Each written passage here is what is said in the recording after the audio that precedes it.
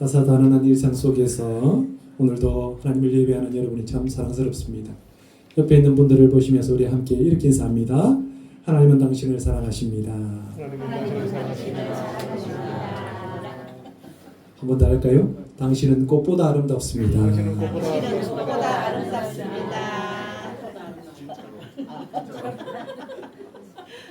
꽃보다 아름다운 여러분입니다. 여러분 어떻게 새해를 시작하셨습니까? 2026년이 시작되고 벌써 세 번째 주일입니다. 새해를 시작하면 모든 사람들이 다 희망찬 새해다 그렇게 이야기를 하는데 여러분 아직도 희망을 품고 계십니까? 근데 지금 어떻습니까? 여전히 우리의 삶이 희망적인가요? 감사합니다. 미국의 동화 작가인 트리나 폴러스가 쓴 어른 동화가 있습니다. 제목은요 꽃들에게 희망을 이라고 하는 동화인데요. 우리나라에도 번역이 되고 많은 사람들이 아마 이 그림책을 읽었을 거라고 생각이 되어집니다. 여기에 나오는 주인공은요 사람이 아닙니다. 줄무늬 애벌레입니다. 애벌레가 큰 뜻을 품고 여행을 하고 있는 것을 동화로 이렇게 이야기를 들려주고 있습니다. 이 여행 속에서 철저하고 또 치열하게 살아가는 그 모습들을 우리에게 가감없이 이야기를 하면서 그 끝에는 아무것도 없다라고 하는 것들을 우리에게 다시 한 번 더 상기시켜 줍니다. 이 동화는요 5편의 장면으로 이렇게 구성되어 있는데 우리의 삶에 중요한 메시지를 전해주고 있습니다. 첫 번째 장을 보면 이 애벌레가 알에서 깨어나는 것부터 시작을 합니다. 그러면서 한 나무에서 성장하기를 시작합니다. 성장하다 보니까 이제 생각을 하게 된 것입니다.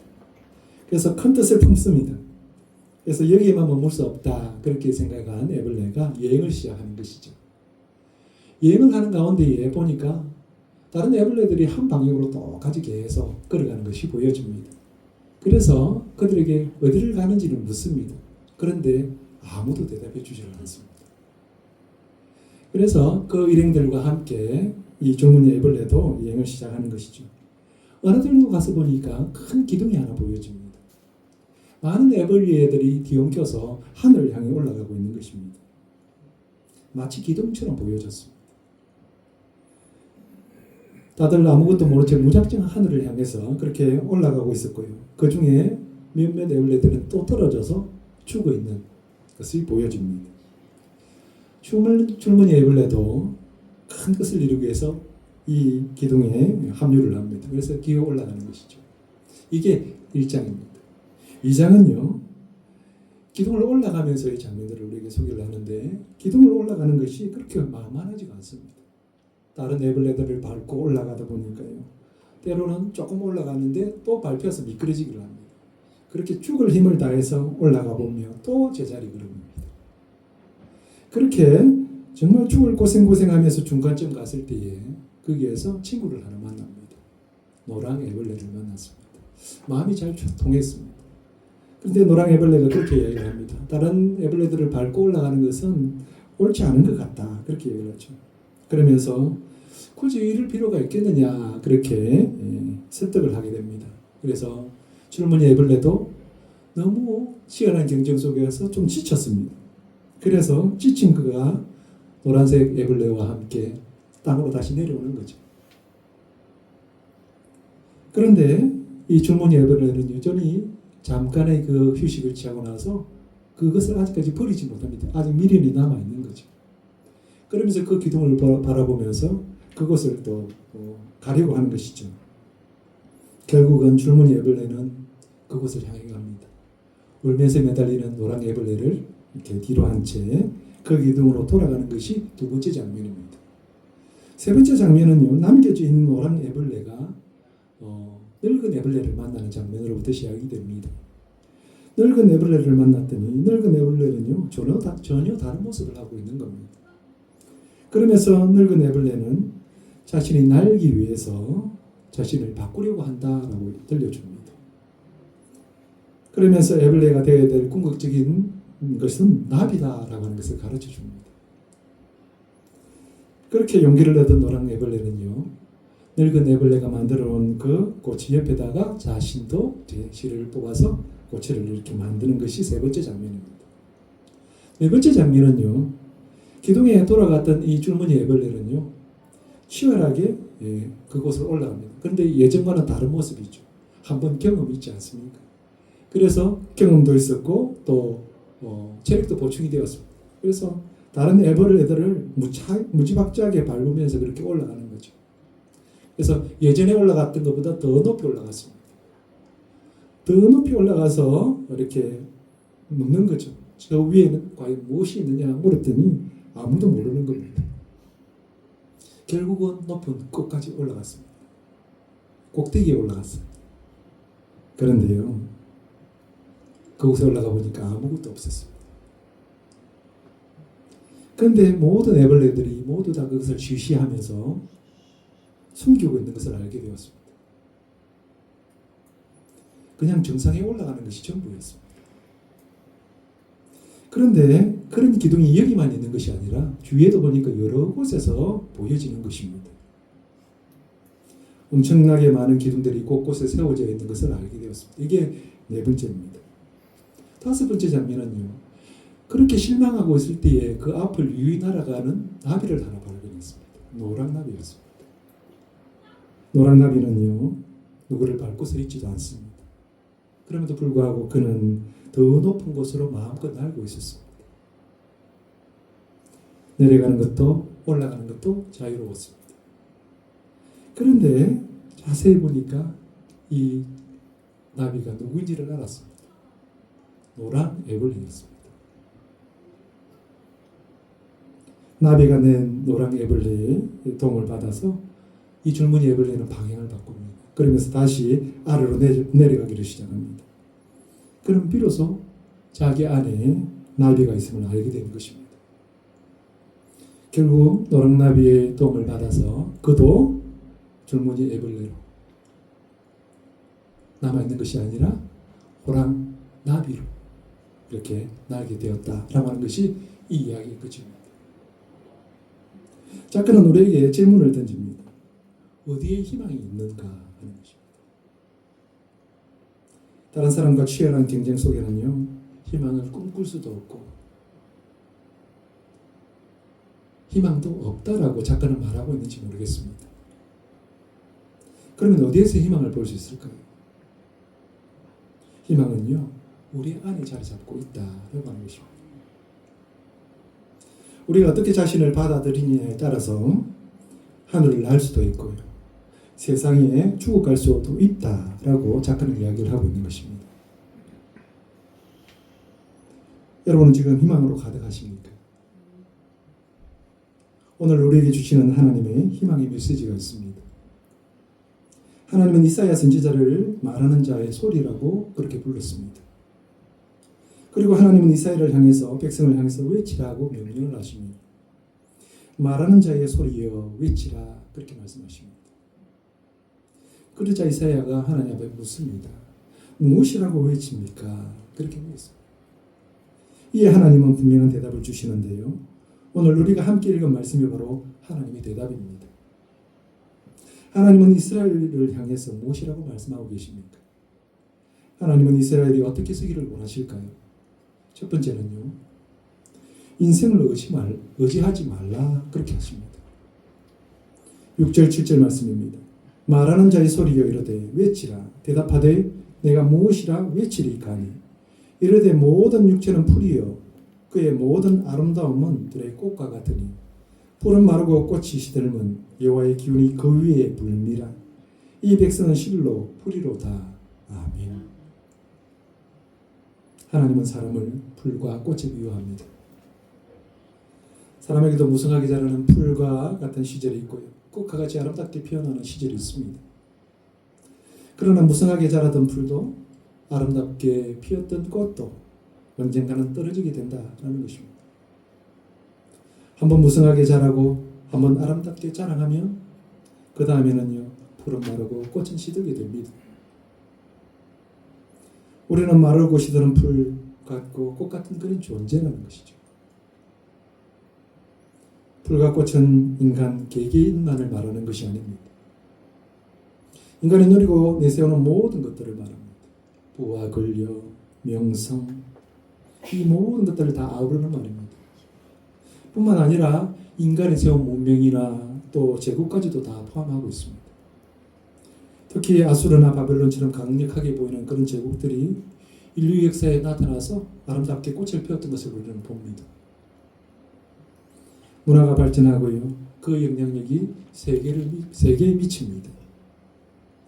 그러나 아무리 강력한 제국도 언젠가는 쇠퇴하고 망하게 되었다라고 하는 것을 역사는 우리에게 증명을 합니다. 무슨 말이냐면 이것이 자연의 이치다는 거죠. 이게 세상이 돌아가는 순리라는 것입니다. 이 세상에서 영원한 것은 없습니다. 이것을 깨달은 사람들은요, 인생 무상을 이야기를 합니다. 인생이 허무하다 그렇게 말을 합니다. 삶의 모든 것이 허무하고 쓸데없는 것처럼 여겨집니다. 그런데 하나님은 지금 우리에게 인생 무상을 말하는 것이 아닙니다. 지금 나라를 잃고 고통 가운데 있는 유다 백성을 위로하고자 지금 이 말씀을 주고 계신 것입니다. 그 당시 유다 백성들은요, 바벨론의 포로로 잡혀가서 종살이를 합니다. 고통 속에서 하루하루 눈물로 지새우면서 살아가고 있었습니다. 그러므로 유다 백성들에게는요, 그 어느 때보다 하나님의 위로와 하나님의 함께하심이 절절히 요구되었던 시절입니다. 유다를 멸망시킨 바벨론은 느부갓네살 왕 때의 최고의 권세와 영화를 누렸습니다. 바벨론에는 장엄한 우상 신전이 세워졌고요. 느부갓네살 왕은 20m나 되는 그런 신상을 세웠습니다. 사람들은 바벨론의 권세와 영화가 영원할 것이다 그렇게 생각했습니다.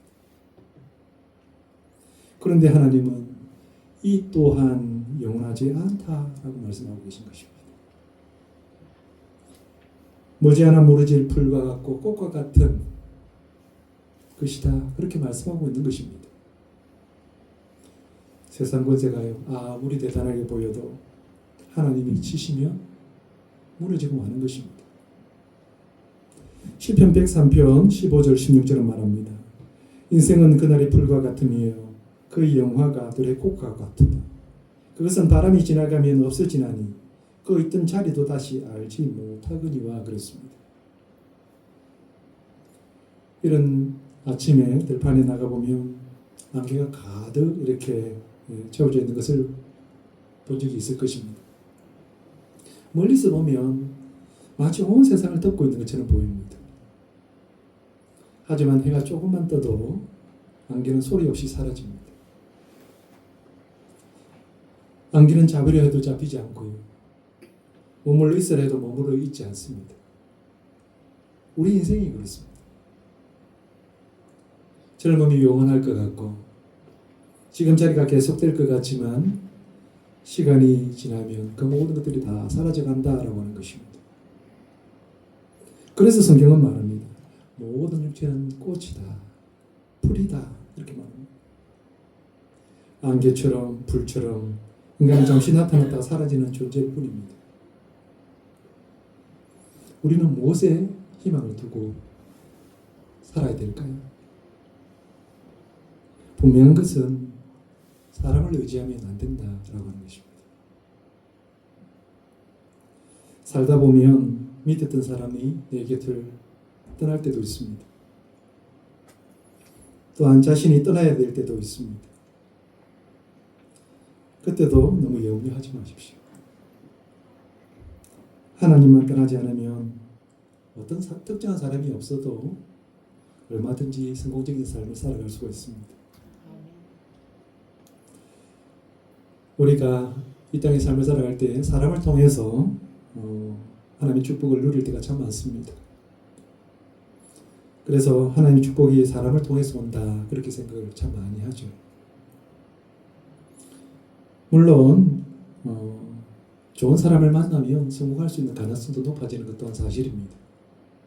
그러나 모든 축복이 반드시 그렇게 오는 것은 아닙니다. 기본적으로 우리의 축복은 우리의 내면 속에 내재되어 있다라고 하는 것입니다.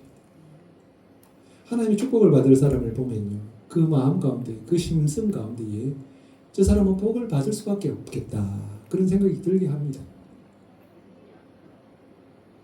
모세를 한번 보세요. 하나님께서 모세에게 나타나셔서 바로에게 가서 내 백성을 가게 하라, 그렇게 전해라고 말씀합니다. 그럴 때 모세가 그렇게 대답을 합니다. 하나님, 저는 못합니다. 저는 입이 뻣뻣해서 하고 혀가 둔합니다. 말 잘하는 사람을 보내십시오, 그렇게 얘기를 합니다. 그처럼 자신이 없는 거죠. 자신은 그런 자격이 없고 그럴 능력도 없는 사람이다, 그렇게 이야기를 합니다. 그때 하나님은 분노하시면서 말씀합니다. 모세야, 말 잘하는 내 형 아론이 있지 않느냐? 내가 그에게 할 말을 주어라, 그렇게 말씀합니다. 근데 성경을 자세히 보면 나중에 모세가 바로에게 가서 아론이 대신 말하지 않습니다. 모세가 말을 합니다. 하나님은요, 모세를 미리 준비하고 계셨다라고 하는 것입니다. 우리 속에 미리 준비된 것이 있다라고 하는 것입니다. 우리는 자신에게 무엇이 있는지를 모르면서 다른 사람을 의지하려고 합니다. 다른 사람이 하고 있으면 그것이 가장 좋은 것이다, 이렇게 착각을 합니다. 그래서 마치 애벌레가 기둥을 만드는 것처럼 집단적인 행동으로 이어지는 거죠. 그런데 그 모든 것이 우리를 성공적인 삶으로 이끌지는 못한다는 것입니다. 우리는 주위에서 이러한 삶의 모습을 자주 발견할 수 있습니다. 집단으로 있을 때는요, 자신이 마치 무엇인가 된 것처럼 그렇게 우쭐댑니다. 그런데 홀로 남겨지면 아무것도 못하는 그런 못난 사람들이 얼마나 많은지 모릅니다. 집단으로 행동하면 마치 그것이 자신의 힘인 것처럼 그렇게 착각을 하는 것입니다. 다른 사람이 우리에게 힘을 주는 것이 아닙니다. 내 안에 감추어 있는 나를 발견할 때에 우리는 힘을 얻는 것입니다. 이것이 바로 진정한 힘입니다. 기둥을 따라서 끝까지 올라가야 성공하는 것이 아닙니다. 하늘을 날아가는 날개를 준비하는 것이 더 중요합니다. 자신을 새롭게 하는 것이 더 중요합니다. 새로운 한 해가 시작이 되었습니다. 희망찬 새해가 되기 위해서는요, 자신이 새로워져야 됩니다. 내 안에 있는 희망의 불씨를 살리고 내 안에 감춰져 있던 믿음으로 일어나서요, 살아가는 저와 여러분 되시면 좋겠습니다. 아멘. 하나님은 이스라엘이 어떻게 서기를 원하시는 것일까요? 둘째는요, 하나님의 말씀으로 서야 한다라고 하는 것입니다. 본문 8절입니다. 푸른 마르고 꽃은 시드나 우리 하나님의 말씀은 영원히 서리라 하라. 아멘. 우리 인간이 저지르는 가장 큰 실수 가운데 하나는요, 아닌 줄 뻔히 알면서도 마치 천년만년 살 것처럼 그렇게 행동한다라고 하는 것입니다. 우리 옆에 주위를 잘 살펴보면요, 정말 천년만년 살 것처럼 준비해두고 그렇게 살아갑니다. 그런데요, 우리가 사는 세상은요, 잠깐입니다. 우리가 이것을 잊어버리면 안 됩니다. 인간은 결코 영원을 살 수 없습니다. 성경은 우리에게 이렇게 분명하게 이야기합니다. 시편 90편 10절입니다. 우리의 연수는 70이요 강건하면 80이라도 그 연수에 자라는 수고와 슬픔뿐이요 신속히 가니 우리가 날아가나이다. 아멘. 70, 80 되시는 분들이 하나같이 하는 이야기가 있습니다. 언제 세월이 이렇게 지냈노? 그럽니다. 인생이 얼마나 짧은지 날아가는 것처럼 느껴지는 것입니다. 그러나 성경은요, 인생과는 다른 세상에 영원한 것이 있음을 우리에게 말합니다. 오직 하나님의 말씀은 영원히 서 있다라고 말씀합니다. 하나님은 영원하시고요, 하나님의 말씀 또한 영원하시다라고 하는 사실을 우리에게 전해줍니다. 그러나 성경이 말하는 이 영혼은요, 먼 미래의 이야기가 아닙니다. 하나님 자신이 지니고 계시는 변치 않은 실체입니다. 영혼은 하나님의 시간이고요. 또 하나님의 성품이고 하나님의 나라에 대해 무너지지 않는 질서입니다.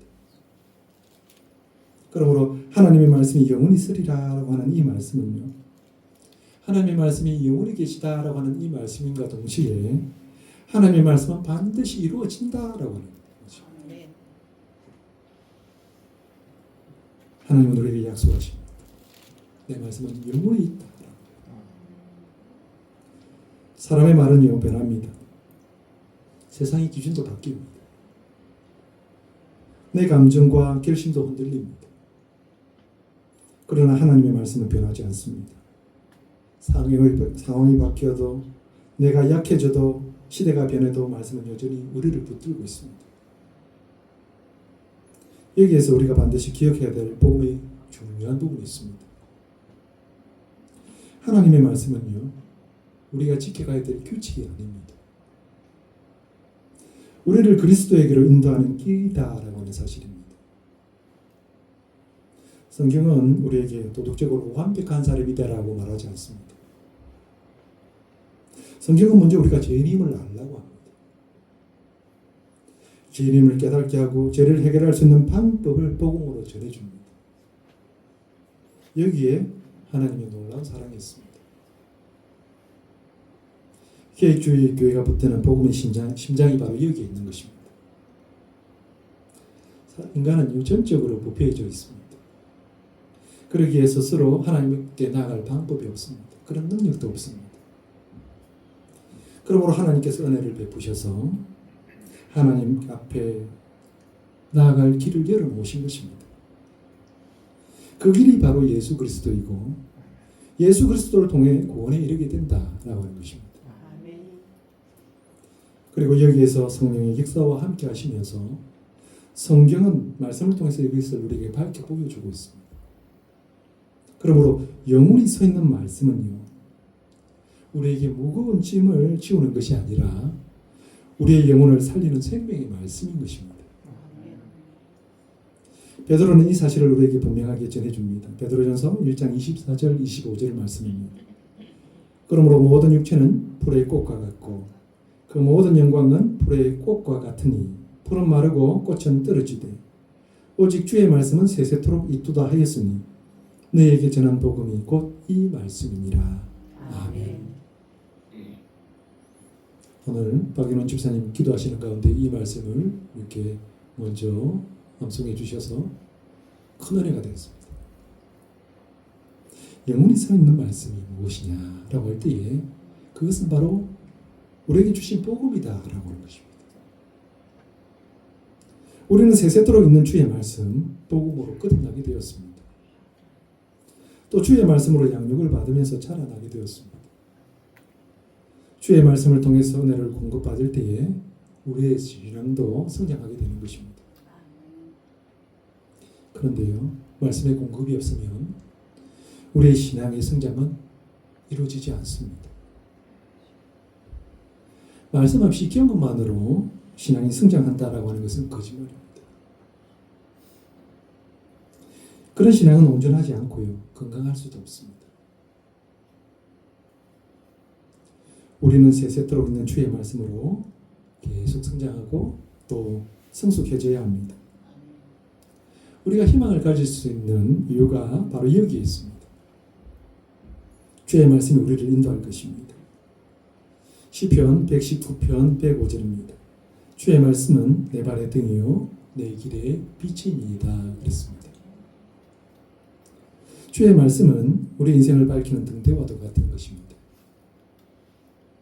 바닷가의 등대는요, 폭풍을 없애주는 것이 아닙니다. 파도를 잠잠하게 만들지도 못합니다.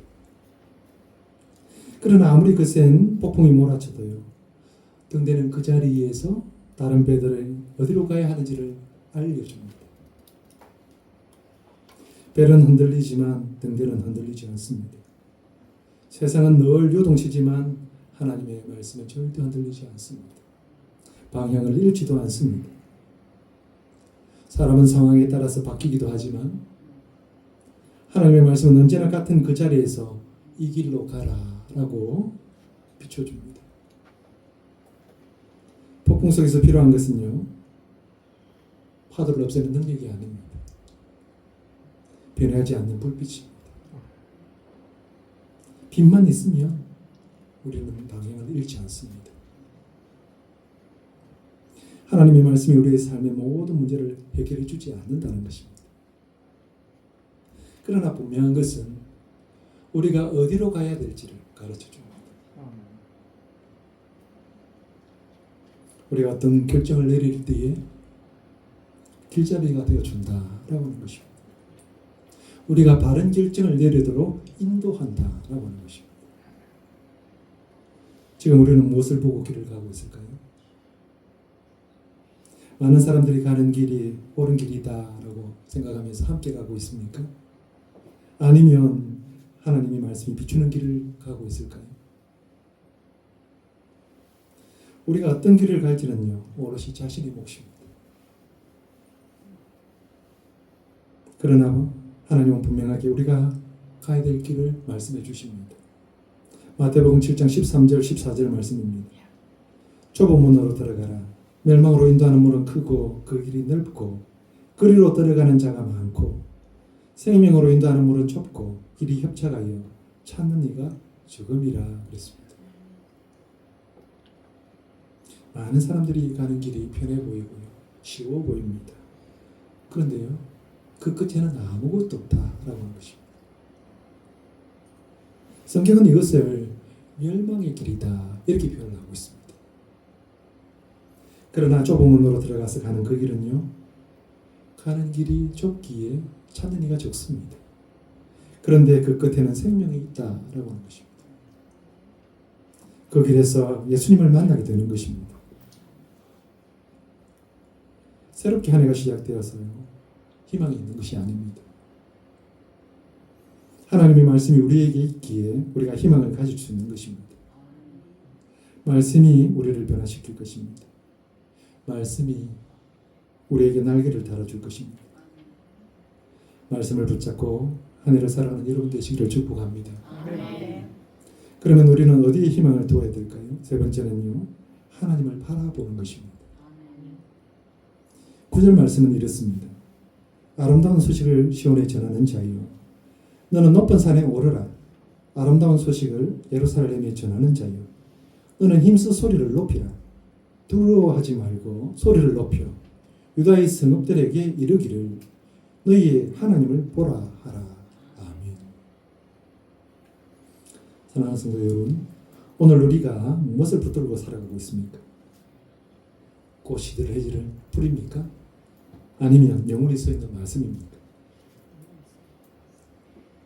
말씀이 우리 안에 뿌리를 내릴 때에 환경은 흔들려도 우리는 무너지지 않습니다. 눈에 보이는 것은 사라져도요, 말씀 안에 있는 소망은 더 선명해집니다. 우리 인생은요, 언젠가는 시들 것입니다. 아름답게 피었던 꽃도 떨어질 것입니다. 그렇지만 그런 인생도 희망은 있습니다. 시편 146편 5절입니다. 야곱의 하나님을 자기의 도움으로 삼으며 여호와 자기 하나님에게 자기의 소망을 두는 자는 복이 있도다 그랬습니다. 하나님께 소망을 두는 자는 복이 있다고 성경은 말씀하고 있습니다. 요즘은 어디에 마음을 둬야 될지 잘 모르겠습니다. 너무나 바쁘게 변해가는 세상을 보면서 우리는 길을 잃고 방황할 때가 참 많이 있습니다. 그러면서 세상을 보면서 사람을 보면서 소망이 있을까요? 그런데요, 하나님의 백성들은요, 절망하거나 포기하거나 주저앉아 있을 수는 없다라고 하는 것입니다. 왜냐하면 하나님이 우리의 소망이기 때문입니다. 하나님 안에 희망이 있기 때문입니다. 사랑하는 성도 여러분, 하나님의 말씀, 하나님의 능력, 하나님의 약속을 믿으시기를 바랍니다. 아멘. 세상이 아무리 이상하게 돌아가는 것처럼 보여도요, 하나님께 소망을 두시기를 바랍니다. 나는 못해도 됩니다. 나는 부족해도 됩니다. 나는 연약해도, 나는 힘이 없어도 하나님께 소망을 두고 용기를 내시기를 부탁드립니다. 우리가 하나님을 볼 수는 없고요, 만질 수는 없습니다. 그럼에도 불구하고 하나님은 지금도 여전히 우리를 위해서 기도하고 계시다, 우리를 위해서 일하고 계시다라고 하는 사실을 믿으시기를 바랍니다. 확신을 가지고 아멘 하시기를 바랍니다. 성경은 분명하게 말합니다. 하나님께 소망을 두는 자는 복이 있도다 그랬습니다. 하나님께서 되게 하시고, 하나님께서 새롭게 하시고, 하나님께서 우리에게 있는 화를 바꾸어서 복이 되게 하실 것입니다. 그러므로 믿는 자에게는 모든 것이 합력하여 선을 이룬다 그랬습니다. 예레미야 29장 11절입니다. 여호와의 말씀이니라. 너를 향한 나의 생각을 내가 아나니 평안이요 재앙이 아니니라. 너에게 미래와 희망을 주는 것이니라. 아멘. 하나님은 우리에게 소망을 주시기를 원하십니다. 기도를 통해서 소망을 주시고요, 찬송을 통해서 소망을 주시고요, 말씀을 통해서 소망을 주시기를 원하십니다. 오늘 성경은 말합니다. 도울 힘없는 인생을 의지하지 말고 하나님을 의지하라고 하십니다. 하나님께 소망을 두는 자는 희망이 있습니다. 하나님께 소망을 두는 자는 복이 있습니다. 푸른 말라 비틀어져도 희망은 있습니다. 꽃은 떨어져도 희망은 있습니다. 하나님을 의지하는 자에게는 희망이 있기 때문입니다. 풀같은 인생을 아시는 하나님께서 말씀이라는 영원한 반석을 우리에게 주셨습니다. 오늘 말씀 앞에 서 있는 자에게 하나님은 이렇게 말씀하십니다. 너의 인생은 연약하지만 내 말은 너를 끝까지 붙들 것이다. 풀같은 인생은 사라지지만 내 말은 그 인생을 품고 영원으로 이끌 것이다. 이것이 우리에게 주시는 하나님의 약속입니다. 이 약속의 말씀을 붙들고요, 이 약속의 말씀을 따라서 주의 말씀과 함께 더불어 올 한 해를 살아가는 저와 여러분 다 되시기를 주님의 이름으로 축복합니다.